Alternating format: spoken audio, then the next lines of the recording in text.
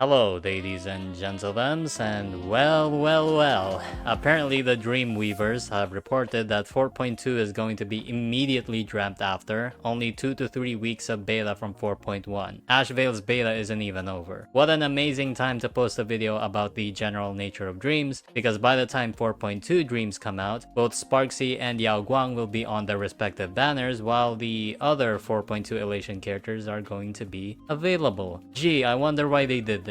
I don't mean to be a conspiracy theorist here, just calm down, but the world in which this was the plan all along, because they knew Yao Guang's kit was too unpredictable to be a good pull, and wouldn't result in that much money, may be the exact reality that we are living in right now. Which leads me to believe that even before the 4.2 dreams, I'm confident now that Yao Guang will be best in slot for at least one Elation flagship team, since this is 100% a deliberate attempt to get people to jump back and pull on Yao Guang's debut banner instead of a rerun. Well played, Hoyoverse. Another chip in the pile that Hoyo intentionally does these marketing tactics. Because I'm going to be busy in 4.2 with a lot of things, and Ashvale's beta is probably running alongside it, I realized I didn't really talk about much going into 4.2 due to the leaker chaos. So let's start talking about 4.2 Novaflares, because that is a thing that's going to be happening. I'm so sorry that there's no better transition into this.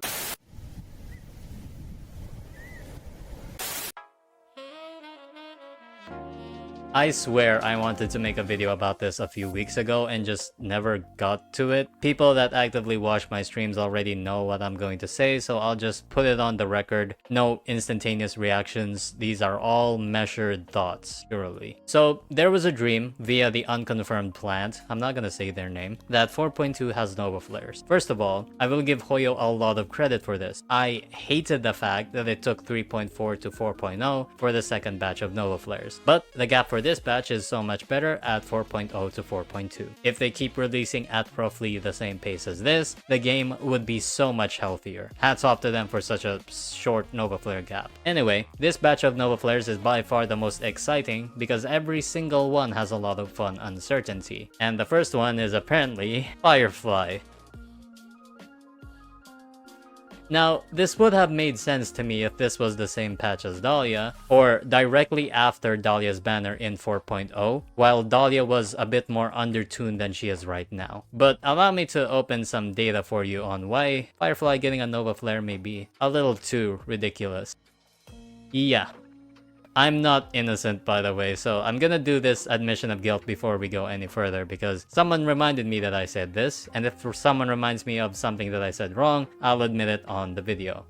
I don't really agenda post, by the way. I don't care if Firefly or Castris or Cyrene is the overpushed waifu or whatever. I'd played enough gacha to be forced with dogshit favorites and having to accept it, and literally force myself to not use broken favorites like Ron May when they were too broken because they made the game so much more boring. So let me put this on the record. I was fully expecting Break to have bad matchups, but at least up to 4.1, the matchups aren't actually that bad. In fact, because anti-crit is getting more and more obnoxious and night stages are getting a lot harder, Break has actually increased in value due to matchups with those debuffs rather than gotten worse. And since I said the opposite of this, yes, Firefly is the strongest Break DPS, and her 2.x competition being worse all comes down to how badly they are outside of specific matchups. And of course, the Dahlia being way too synergistic with Firefly. Boothill hasn't really had a good matchup, and much less Rappa. Firefly is much less reliant on the environment, and I really should have said that, along with Firefly's numbers just being way better than both of them. So yes, I was wrong about Firefly's power level. I hope that this was a sufficient apology for the Firefly fans that I have scorned. But back to Novaflare. I used to argue that Break is tied down by their DPS, and the DPS is the one getting replaced next. But we're getting a Novaflare of Firefly, so that is not gonna happen for a good while. They are very intent on making Firefly the best Break DPS, with absolutely nothing in the horizon challenging her. And it's very concerning that Firefly is getting one, because Firefly is overperforming without it, and Dahlia was extremely overloaded in the power budget to make a 2.x DPS, 0 cycle Anom King stage after almost 2 years after release. Legitimately, this would have been better off with Sparkle Nova batch, and it would have given some excuse to tone down Dahlia to make the power budget less ridiculous. So, what can we reasonably expect from Firefly's Novaflare? Well, In my opinion, in a perfect, reasonable world, Firefly Novaflare would make her stronger in Dahlia teams, but also not make her as reliant outside of Dahlia. I really don't think Firefly should be an angle where not having Dahlia just completely bricks Firefly. The reason why I say that it's my opinion though is because Kafka is already in the game, it's not really any different from anything that's already here, and to be honest, I can't figure out the logistics of a Firefly design like this myself, so just disregard this. For a more realistic take though, they'll make it so that Firefly is borderline usable outside break, kinda like Black Swan. Of course not as supportive, but does enough to clear, and she needs Dahlia to really shine and make use of her full kit. I think that's going to be the best case scenario for Firefly. No matter what, Firefly is going to really overperform with a Novaflare, as if she isn't overperforming now. The funny part is that her major traces kinda do need the Novaflare, and so does her talent only being defensive things. Her Eidolons after E2 could use a little fixing. After Black Swan's Novaflare Eidolons, there really is no excuse why Firefly shouldn't have better ones. Maybe they'll bake E2 into base kit and get something more ridiculous. Firefly's Currency Wars kit I don't think makes sense with her build requirements, and it doesn't really synergize with her playstyle in the base game, but it's not impossible. I guess it would be nice to put extra effort into Novaflare, so I just don't think that's what's happening though. Overall, Firefly Novaflare really wasn't needed, but I'm pretty sure the wave of power creep will necessitate it, and it's nice to have a safeguard for potential bad matchups. I'm sorry for making Firefly sound weaker than the last time I talked about her. I deserve the lashings. And whatever Firefly ends up with, she's already overperforming now, and as we've seen with Sparkle, they aren't afraid to go over the top with overperforming units. So if they were going to change anything, her major traces are way too weak. Her Eidolons after E2 and her talent being purely defensive will probably get offensive buffs. Specifically, get E1 or E2 to base kit, maybe, and have something better to replace it. Anyway, that's all for Firefly. Now let's talk about, oh my god, it keeps getting worse, Seele. I've avoided talking about Seele for like months now, but I'm not chickening out this time. I'm actually gonna give an honest review. Seele is a unit that, let's be honest, we expected to get the first Novaflare batch immediately. She's a character that has fun gameplay quirks and has a good gimmick for a standard RPG. But because this is a gacha RPG instead of a standard one, the gimmick gets way too difficult with enough HP spikes, which makes the gameplay quirks really annoying instead of fun the more time passes. And the devs really didn't know what to do with her Eidolons, making her future even more cooked. Seele is also basic enough that everyone that buffs Seele is a better buff for everyone else, and she's still clearing MOC under the most insane minds possible despite this. It's not particularly a surprise, nor is it noteworthy that the 1.0 DPS gets a Novaflare after almost 3 years and an RPG gacha, and even less that she's a 50-50 lost character since Blade already had his. But the nature of Novaflare makes Seele a very unique choice. I've expressed this idea before in some of my videos, but Novaflares are not simply to buff old characters like Seele. They are also an attempt to shield new characters by working with them. Every Novaflare is this way so far without fail. Blade and Jingliu for the HP meta, Kafka was prep work to reduce High Sealance's power budget, Silverwolf for Archer, Black Swan for DOT, Sparkle for Sparksy, and like I said, Seele is basic enough that anything that buffs Seele can be used better on someone else, which means what exactly will Seele's identity be after Novaflare? By virtue, Elation doesn't work with Seele for being a hunt unit. Seele is not that much of an SP consumer, and it's hard to compete with Archer on that front. Ceredra is a fine synergy, but not perfect either and much better off somewhere else. Seele is not a DOT unit, a break unit, a summon unit, and the mono quantum trace for Sparkle got completely nuked. So whatever Seele is going to be after Novaflare, it seems like it will not be at all the same from what she started with, which is a very exciting prospect. There could be really 100 ways for Seele to go, and I don't think it's too far-fetched, but I'm leaning towards her Currency Wars design. I'm not talking about the execute buff, I'm not talking about the engine of creation being summoned, which, you know, that would be funny, but I don't think that's possible. I'm talking about Seele with quantum resonance as a base. I know, I don't particularly like mono quantum, but I think this is the best lead we have. Archer Archer was free, and Seele is a 50-50 lost character. Now that Archer isn't available for free anymore, there will be a good amount of people that don't have him and may want Seele. Maybe just because she's a female character too, who knows? So I think the demand is there despite Archer existing, and with Mono Quantum Novaflare, Seele can work with the current meta of Sparkle, Cypher, and Fu Xuan. This identity is the simplest choice and doesn't really prevent her kit from aging, but this really is the safest prediction I can come up with for her Novaflare. Meanwhile, the rest, like Seredra, aren't really based on anything. I can believe that Seredra would be Seele's best in slot after a Novaflare, but there's just not enough evidence for that, I think.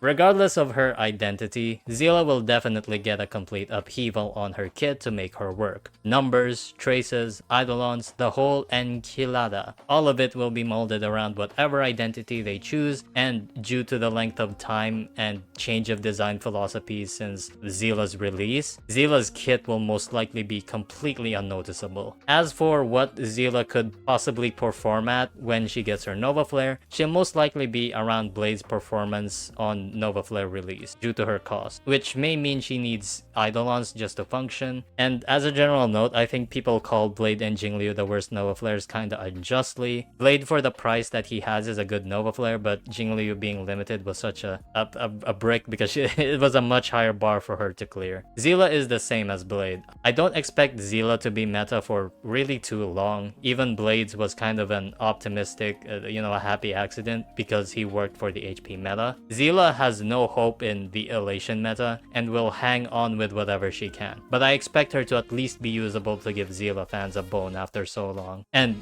with how insane Seele players get, they can probably survive endgame for another 3 years with this Novaflare. The TLDR is, Mono Quantum may be the move for Seele Novaflare, but whatever happens, Seele could either be the most identity-changing Novaflare or the simplest one, just tuning up her numbers. Next is Welt. The immediate jump scare that you are justified to feel when you hear that name is that yes, standards are apparently eligible for Novaflares now. This is an incredible precedent and gives a lot of hope. Standards are way more free and consistent than 50-50 lost characters, since you can get a specific one without fail at least once during your 300 selector. I might be so ballsy to even predict that they release a standard selector with this just for fun. This is the happiest I've been with Novas because we might even escalate to giving 4 stars Novaflares, and it makes me fluffy inside that it's a possibility. As for Welt specifically, he is a character that always had a recognizable identity. A bound skill DPS that can somewhat support with a res down debuff and a crowd control. Anoxa, a modern unit, is what Welt could have easily been if he was released today. And so, they do have a lot to work with, and Welt can easily fit with what came after him. As a DPS, pairing him with Seredra to shill her sounds very likely. Either way, Welt as a more DPS focused unit is getting number buffs across the board. They don't actually have to change much of his eidolons since they stack really well with each other, and they just need to adjust the numbers high enough on the eidolons to match the balancing with modern E2 reliant DPSs. If they want a more supportive route, nothing could be more obvious than his Currency Wars kit. His ability to time travel in Currency Wars is legitimately broken with MOC and Anom Arbitration, because if you do dip into Cycle 1 in MOC, you can peel back to Cycle 0 and enter Wave 2 getting 150 action value back and still counting as a 0 cycle. In Anom Arbitration, you can probably time travel from Cycle 3 to go into Cycle 2, and it would still count as a 2 cycle, while having the damage buff from reaching Cycle 3 and unbricking your full clear knight. This by itself is much more limited in the base game though, because Currency Wars is so unrestrained. But nevertheless, if you give Welt his Currency Wars kit, it's broken enough to give him future viability, but not being overly busted if they limit his practicality, which I think is perfect to balance around. I think for both routes, increasing his debuff potency and amping or slowing is also very likely and will help him a lot. I think it's actually a requirement at this point that it gets bumped up. Since Black Swan exists now, there really isn't an excuse not to do that. I'm really excited just because he's a standard, and even if Welt's Novaflare doesn't end up being all that good, the precedent that this has over the entire game is incredible. I love this. Last is Huohuo. Huohuo is a unit I find really difficult to assess. She's definitely not bad, but I often hesitate to say she's very good or even broken. And I pulled a Huohuo, by the way, on her rerun, so trust me on this. I intend to post a whole report card video for Huohuo, so I'll just give a quick summary. Huohuo has continuously been a bit of a stumbling meta presence for about 2 years before the sustained power creep got out of control with PT and Hyacinth. Huohuo had a lot of teams where she was the best for, but it wasn't always perfect and actually led to her being more of a side grade as time went on. She kinda stumbled with DOT a bit, and in my experience, Gallagher felt way more comfortable due to SP generation. Jingliu was a great synergy, but after a while, Acheron, Firefly, and Fei Xiao became the standard for DPS, and Jingliu was much more difficult to run. Yunli was perfect, but she wasn't standing up to Acheron or Fei Xiao either. Then, Huohuo met Aglaya, who was about as perfect as it got, with the only flaw being the attack buff uptime. Huohuo enjoyed 4 patches of being a meta unit, only to get dethroned by PT, and when Cyrene released, it all became a numbers game for Huohuo, and Cyrene's restrictions made it so that Huohuo really shouldn't be the sustain you run in what used to be her best team. Every single team in the game just either prefers Hyacinth, PT, or Lingsha. Even Saber runs Cyrene with PT or Hyacinth. Huohuo just doesn't do enough damage contributions nowadays to stand up to Hyacinth and PT, which is not shameful. Like, every other sustain has to face that, and there's a good number of them. But if you are tuning up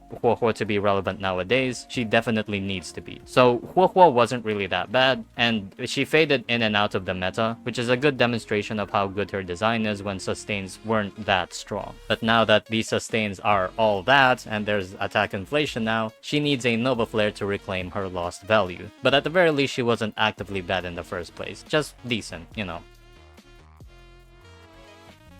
So, the main problem that Huohuo's Novaflare needs to fix is that Huohuo's synergy just isn't perfect with the team she's meant to be best in. Her numbers are low, and her sustain has simply aged out of relevancy. Her Currency Wars kit doesn't do anything different, so there's no reference for what she could be. But Huohuo isn't that difficult to fix either. First of all, in this time of attack inflation, she really doesn't need a healing tick limit when Hyacinth doesn't have any, and triggers much more frequently with better numbers. Huohuo should have a similar amount of healing value, or even an enemy debuff to let the team tank damage easier. Then we can branch off to other aspects of Huohuo's kit to make more sense with her team. First of all, you should probably bake her E1 into base, or find some way for her to be more SP positive. She doesn't need to be completely SP positive though, since Aglaya doesn't need it either, but if positioning Huohuo to shield DOT, which lines up with the current meta, then she definitely needs more SP generation. As well, for DOT teams, she can still have a short duration attack buff, but it has to be more potent than 40% at this point, since, you know, permas or Teray exists. Maybe you can add on a res pen or something else too, to position her further into DOT. Give her a bit more attack frequency if you're going to put her into DOT.